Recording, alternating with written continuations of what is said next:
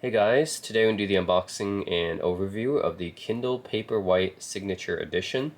This is an upgrade over the Kindle Paperwhite. Specifically, there's 4 upgrades. There's 32 gigs of memory, up from 16 gigs in the Paperwhite, wireless charging, an automatically adjusting front light, and no ads.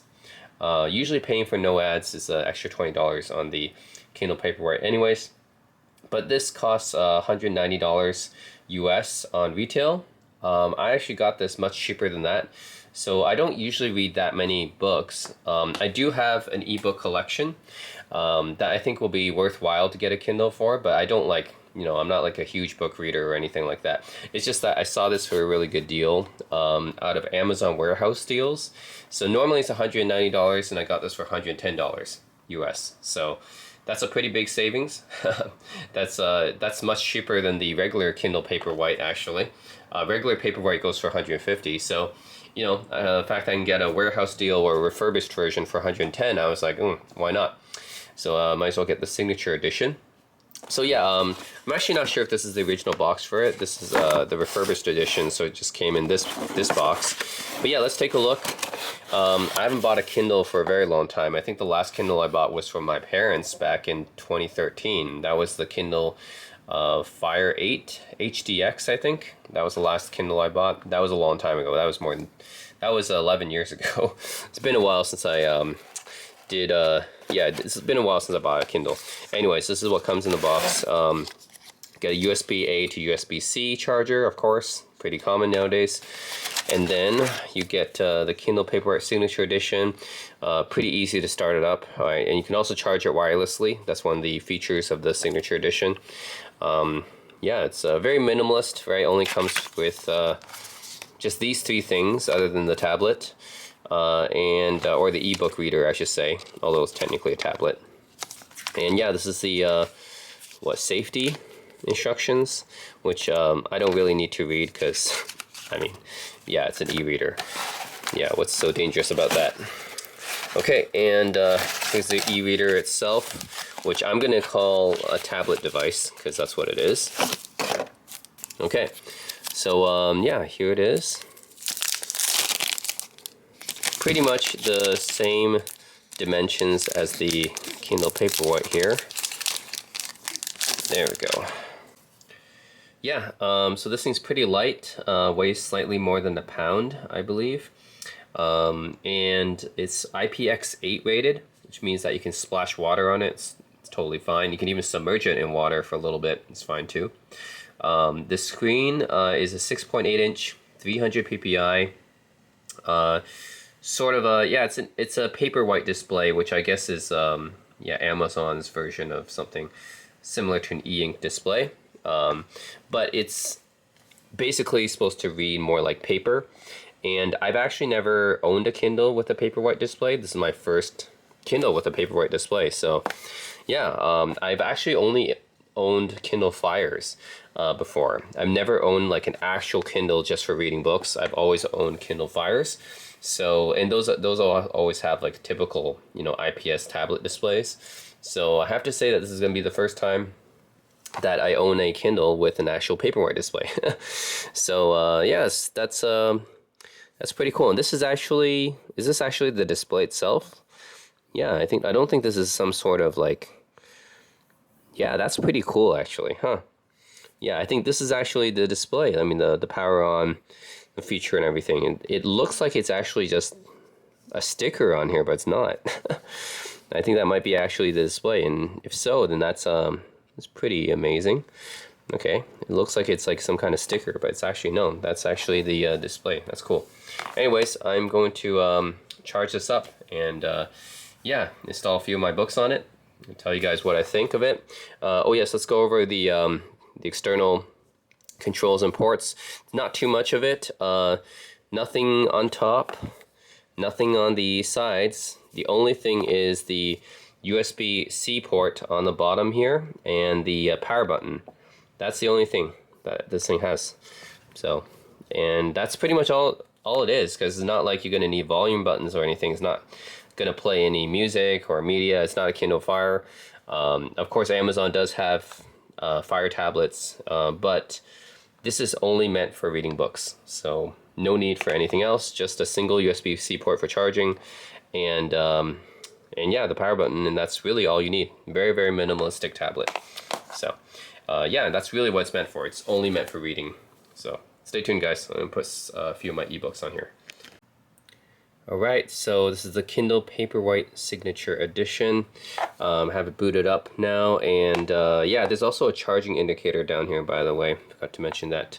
And yeah, this Paperwhite technology is pretty amazing. This is my first Paperwhite. Like I said, all my previous Kindles were Kindle Fires, which are technically just you know, just regular tablets.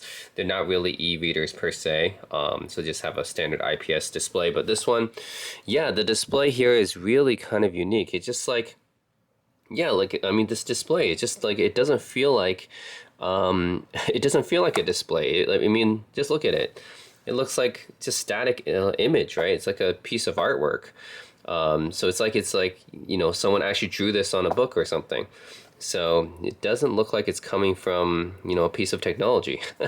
Feels like it's just, yeah, it's like the name says, it's Paperwhite. I know it's a sort of maybe e-ink derived technology, but yeah, this is pretty amazing. It just looks like a static image here, and it's almost like it's just, yeah, it's just like something that someone drew on here. That's pretty amazing. Anyways, notice there's some sort of lock screen. Press that, there we go. And yeah, so this is what it looks like right now in my Kindle library here. And this is a sort of e-ink display, so it's got a very slow refresh, but at the same time, you know, this doesn't use up too much battery life. So this can easily go for days on a charge. And that's because the only time it really refreshes is if you need to move the page. So I move a page and it refreshes. So yeah, it's not very responsive, and that's because of the type of display technology it's using. Any e-ink type of display, yeah, it's got a very slow refresh, but at the same time, it conserves a lot of battery life as well. And also the appearance of the display is more like a book, right? So really, that's what the technology is meant to do. It's meant to be like almost like just reading paper, and yeah, it's got a very slow refresh, and you gotta like really press on it. It's a touchscreen, but you gotta really press hard on it. It's almost like a resistive touchscreen. So remember resistive touchscreens, like the type you had to use a stylus for? Yeah, that's pretty much what this screen kind of is. You gotta press hard down on something. Like I gotta press hard down on home, and actually, I don't think I can go home right now, can I? Oh no, it's just slow. Okay, it lags. So yeah, this screen is not very responsive. It lags, but it's not really meant for, you know, something that you'll use very often. It's really just meant for reading, right? So just for reading a book. So you won't need to turn the page that often. So that's really what this display is meant for. It's not really meant for too much, you know, navigating around with. So you can just see how slow this display is. Yeah, it's about a very slow refresh. Yeah, it's like a resistive touchscreen. You know, back in the day, like use styluses on touchscreen, or if you just use an ATM, it would kind of be the same technology, right? You go to an ATM to withdraw money. That's basically like this resistive touchscreen. You press down here. There's like a menu on top. Maybe just lagging. I press down here again. Come on. No, he doesn't want to come down. Here we go. Yeah, there we go. I had to drag it down. But yeah, you got airplane mode, Bluetooth, dark mode, sync, all settings. That's the only thing here. Brightness, auto brightness. So on the Signature Edition, you do have auto brightness, so it'll automatically adjust the brightness depending on the lighting conditions. Warmth, I guess that's the tone of the screen. There's a little bit warmer now. Yeah, this let's keep it around there. Yep, okay. And yeah, we can go to Goodreads, which I don't have a Goodreads account, Amazon Kids, web browser. Oh man, I would hate to browse the web using something like this. That's got to be a terrible experience. So I'm not going to use web browser, household sharing, settings, legal, create a collection. Yeah, I'm only going to use this for reading books. Like I can't imagine browsing a web with a screen this unresponsive. That's not good. All right, so let's see. This is kind of my library here of ebooks that I bought on Kindle. And I do have a collection, like, I'm not like a huge book reader, but I do have collections of books here. Okay, so yeah, I even got comics. There's Garfield. So let's open up a comic and see how that's like. Okay. Okay, so the reading comic. Swipe to turn the page. Okay, so some of the other Kindle readers, they have like physical buttons to turn the page, but this one you gotta just swipe with your hand. All right, so yeah, this is reading a comic book. So in this case, I'm reading Garfield. Everyone knows Garfield, right? So just turn the page like this. Is that how I do it? This is meant to be a landscape, right? Oh, okay.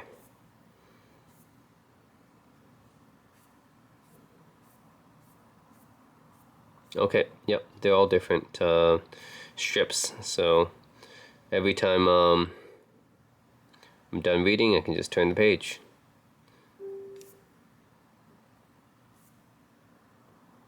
Yep, I mean, that works. So that's comics. Okay, how do I go back here?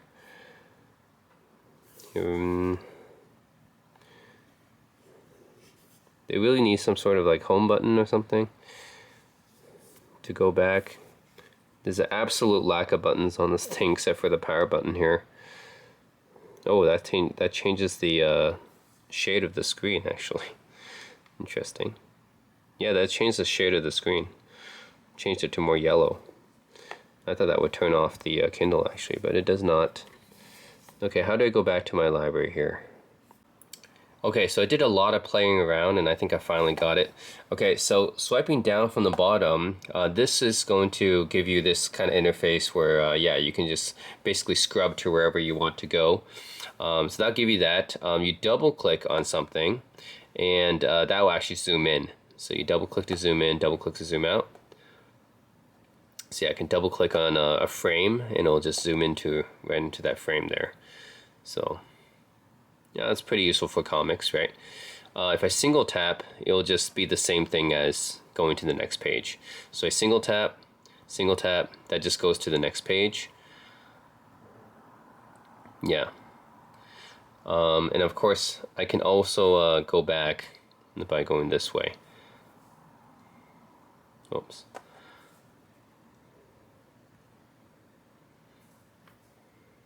Yeah. So that would be going to the previous page. Yeah, so I did figure out how to get the menu. The menu, you have to tap in the upper left corner there. And if you tap at the upper left corner, then it shows up.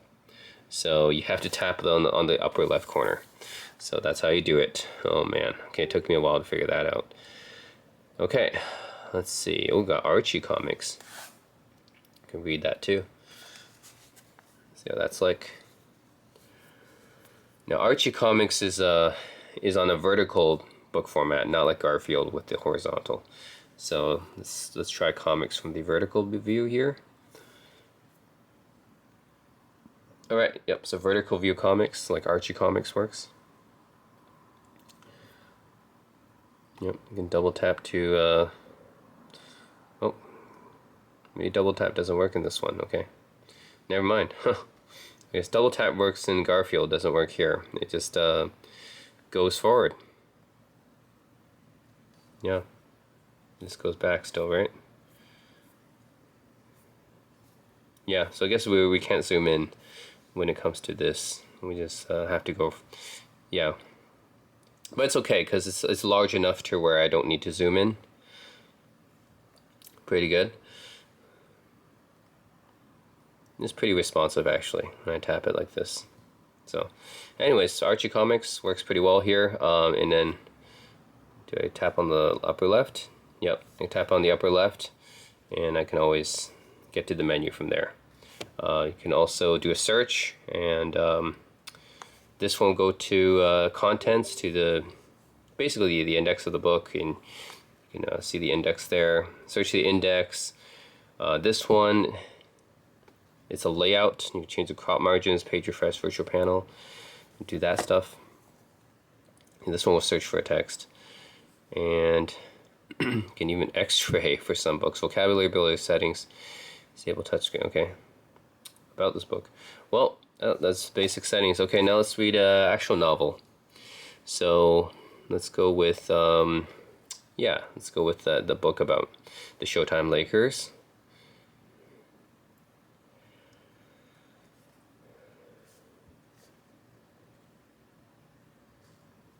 Yep. Okay. So this is an actual novel here. Showtime Lakers. You just tap to read it. Yep. And tap to go back. I mean, swipe left to go back, and then tap once to go forward. Or I can swipe this way to also go forward. That works too. So yeah, that's how a normal book is like. And I swipe down, upward. We can scrub to different part of the book. You even get like a little preview there, right? You get like a little preview there of that section. So that's cool, and yeah, that's pretty much it. And then upper right, upper left, I mean, to get to the menu. Oh, annotations, okay. Back to library. Of course, you can swipe down from any time to get to that, yeah, that menu here. What if I go to all settings? What's the other settings here?